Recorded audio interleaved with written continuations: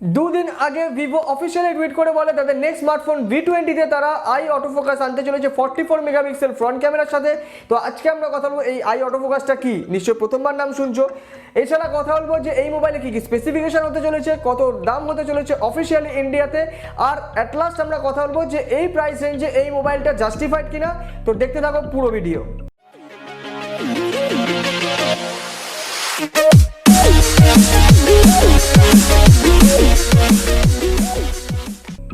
Hi guys, I am mister 360, welcome to my channel, যেখানে আমি টেকের পাশাপাশি অকেশনালি রোস্টিং এবং আপকিসগুলোর ডিফারেন্ট টাইপ অফ ভিডিও করে থাকি। তাই নিচে থাকা সাবস্ক্রাইব বাটন এবং তার পাশে থাকা বেল বাটন প্রেস করে তোমরা এই ফ্যামিলি মেম্বার হতে পারো, আর বেল বাটন প্রেস করে অল করে নিও, তাহলে সব নোটিফিকেশন তোমার দরজায়। So without wasting any time সবার আগে চলে আসে এই মোবাইলের স্পেসিফিকেশনে। তবে স্পেসিফিকেশনে ঢোকার আগে একটা ছোট্ট কথা বলে দিই যে এই মোবাইল কিন্তু ভিভো V20 বাদ বাকি যে কোনো ভিভো স্মার্টফোনের মতোই কিন্তু সেক্সি এবং স্টাইলিশ দেখতে, জাস্ট 171 গ্রাম ওয়েট এবং 7.38 মিলিমিটার থিক। সুতরাং এক কথায় বলা যায় ডায়েট করা ফিগার কিন্তু। ডিসপ্লে বলতে এই মোবাইলে রয়েছে একটা অ্যামোলেড প্যানেল, নো 90 হার্টজ আর 120 হার্টজ তো একেবারে ভুলেই যাও। 6.44 ইঞ্চের একটা FHD+ রেজলিউশনের অ্যামোলেড স্ক্রিন। প্রসেসর 720G রয়েছে, তাই moderate gaming to multitasking all can be done. এছাড়া এর সাপোর্টে রয়েছে 8GB পর্যন্ত র্যাম এবং 128GB পর্যন্ত ইন্টারনাল স্টোরেজ। সুতরাং পারফরমেন্স কিন্তু ভালোই পাওয়ার কথা অন পেপার অ্যাটলিস্ট। ব্যাটারি থাকবে এই মোবাইলে 4000 mAh। হ্যাঁ, এটা আজকালকার মার্কেট অনুযায়ী কম মনে হতে পারে, কারণ আজকালকার যে কোনো মোবাইলে 4500, 5000, 6000, ইভেন 7000 mAh ব্যাটারি দিচ্ছে। এখন তো ভাই সবকটা কোম্পানির একই পলিসি যে নাও ভাই মোবাইল তোমার চার্জ দিতে হবে না, তুমি সিম্পল ইউজ করতে থাকো, মজা ইন্টু 100 করতে থাকো।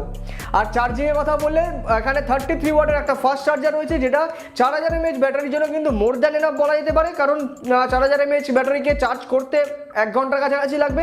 আর 4000 mAh ব্যাটারি যেহেতু এখানে অ্যামোলেড ডিসপ্লে রয়েছে, তাই আমি বলবো হালকা টু মডারেট ইউজেজে কিন্তু একদিন ইউজ করা যেতেই পারে।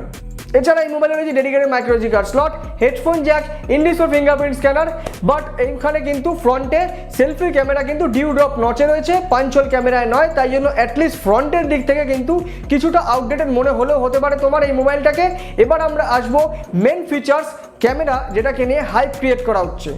গিম্বেল স্টেবিলাইজেশনওয়ালা ভিভো X50 সিরিজের যে রেয়ার ক্যামেরা বাম্প বা রেয়ার ক্যামেরা সেটআপের স্টাইল ছিল, সেটা কিন্তু এক্স্যাক্ট কপি করে দেওয়া হয়েছে ভিভোর V20-তে। পিছনে রয়েছে ট্রিপল রেয়ার ক্যামেরা, যেখানে প্রাইমারি সেন্সার হলো 64 মেগাপিক্সেলের, সেকেন্ডারি সেন্সার হলো 8 মেগাপিক্সেল একটা আলট্রা ওয়াইড ক্যামেরা, আর থার্ড সেন্সার হলো আননেসেসারি একটা 2 মেগাপিক্সেলের ডেপথ সেন্সার। তবে একটা কথা বলতে পারি, অপটিমাইজেশন দারুণ এবং ছবির কোয়ালিটি কিন্তু দারুণ পাবে, এটা ফর শিওর। তবে এই ফোনে হাইপের পিছনে মেন রিজন কিন্তু সেলফি ক্যামেরা। ওয়ার্ল্ডের ফার্স্ট 44 মেগাপিক্সেল একটা সেলফি ক্যামেরা রয়েছে উইথ আই অটোফোকাস। যারা আই অটোফোকাসটা কি প্রথমবার নাম শুনছো তাদেরকে ছোট্ট করে বুঝিয়ে দিই দু একটা কথা যে আই অটোফোকাসটা এক্স্যাক্টলি কী জিনিস। তবে আমাদের তার আগে জানতে হবে যে বেশিরভাগ মিড রেঞ্জ স্মার্টফোনে কিন্তু সেলফি ক্যামেরাতে অটোফোকাস থাকে না। যদি অটোফোকাস থেকেও থাকে তাহলে অনেক সময় আমাদের ছবি ব্লার চলে আসে, কিংবা আমরা মানে সাবজেক্ট কিন্তু আউট অফ ফোকাস হয়ে যায় এবং ব্যাকগ্রাউন্ড হচ্ছে ফোকাসে থেকে যায়, মানে ব্যাকগ্রাউন্ডটা ব্লার থাকে না, একদম ঠিকঠাক শার্প থাকে, কিন্তু সাবজেক্ট মানে আমরা ব্লার হয়ে যাই।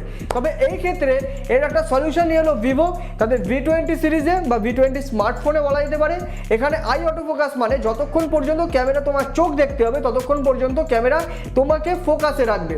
অর্থাৎ যতক্ষণ পর্যন্ত তোমাকে ফোকাসে রাখছে ততক্ষণ তুমি যদি খেলে বেড়াও কিংবা দৌড়ে বেড়াও তাতে কিন্তু কোনো যায় আসে না। স্মার্টফোনের সেলফি ক্যামেরা তোমাকে কিন্তু ট্রেস করবে, বলা যেতে পারে তোমাকে ফোকাসে রাখবে। এটা কিন্তু বলা যেতে পারে যে সেলফি ক্যামেরার ক্ষেত্রে প্রথম। তবে ফ্ল্যাগশিপের ক্ষেত্রে কিন্তু এটা এরকম ফিচার্স কিন্তু দেওয়া হয় ব্যাক সাইডের ক্যামেরাতে, মানে তোমাকে ট্রেস করবে, এটা চোখ দিয়ে করা হয় না, বাট তোমাকে as a subject focus lock করে দেওয়া হতে পারে, সেটা কিন্তু হয়। কিন্তু সেলফি ক্যামেরাতে এই প্রথম এই ফিচার্স দেওয়া হলো। তাই এই মোবাইলের এই সেলফি ক্যামেরা কিন্তু তাদের জন্য কাজে লাগবে যারা কিন্তু স্পেশালি ব্লগ করে কিংবা যে কোনো রকম কন্টেন্ট তৈরি করে, তাদের জন্য এটা একটা বিশাল USP হতে পারে। আশা করি বোঝাতে পারলাম যে আই অটোফোকাসটা এক্স্যাক্টলি কী জিনিস। আর একটা কথা ধরে চলা যেতে পারে যে ম্যাক্সিমাম অ্যামাউন্ট অফ টাইমে ম্যাক্সিমাম অ্যামাউন্ট অফ স্মার্টফোনের থেকে কিন্তু বেটার শার্পনেসের সেলফি তোমাকে তুলে দেবে এই মোবাইল। তবে এই টেকনোলজি কিন্তু ক্যামেরার ক্ষেত্রে ডিজিটাল ক্যামেরা আর কি DSLR বলো বা SLR বলো, এর ক্ষেত্রে কিন্তু অ্যাভেলেবেল অনেক আগে থেকে, স্মার্টফোনের দুনিয়ায় এটা কিন্তু প্রথম। তো সবই তো স্পেসিফিকেশান জেনে গেলাম, তো এর প্রাইস কত? 20,000 না 25,000? বাংলাদেশে 33,000-এ লঞ্চ হয়েছে। বাংলাদেশে 33,000? তা 5,000 টাকা কম করে ধরে নাও, মানে 28 থেকে 29,000 টাকার মধ্যে প্রাইস হবে ইন্ডিয়াতে। What the fuck. Meanwhile, कैसा लगा मेरा मजाक? So now the question is it justified to give this kind of money for this mobile for the sake of selfie camera? 28K হিসেবে প্লাস পয়েন্ট হলো gorgeous looking smartphone, premiumness and compactness of the smartphone, and number 3 44 মেগাপিক্সেলের selfie camera with I autofocus. চলো ধরে নিলাম যে পুরো camera সেটআপটাই অসাধারণ, but যদি ডিসঅ্যাডভান্টেজে ঢুকি তাহলে দেখবো নো 90 হার্টজ বা 120 হার্টজ ডিসপ্লে, যেখানে কিন্তু কম্পিউটাররা তাই প্রোভাইড করছে, no telephoto sensor, smaller battery, আর মোস্ট ইম্পর্টেন্টলি 720G প্রসেসর, যেখানে কিন্তু OnePlus Nord 765G এবং Realme X3 মতো স্মার্টফোন কিন্তু 855 প্লাস প্রসেসর দিচ্ছে।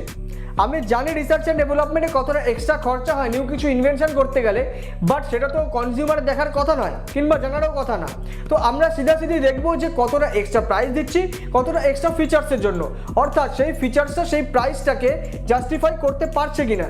তবে আমার মনে হয় এই মোবাইলের ক্ষেত্রে অ্যাটলিস্ট যে এই রেশিওটা কিন্তু ফুলফিল হলো না কিংবা জাস্টিফাই করার মতো কোনো নাম্বার আমরা পেলাম না। তো বেসিক্যালি 28K সেগমেন্টে কিন্তু আমার মতে Vivo V20 জাস্টিফাইড নয়, শুধুমাত্র ক্যামেরা কিংবা লুকস দিয়ে মোবাইল চলে না।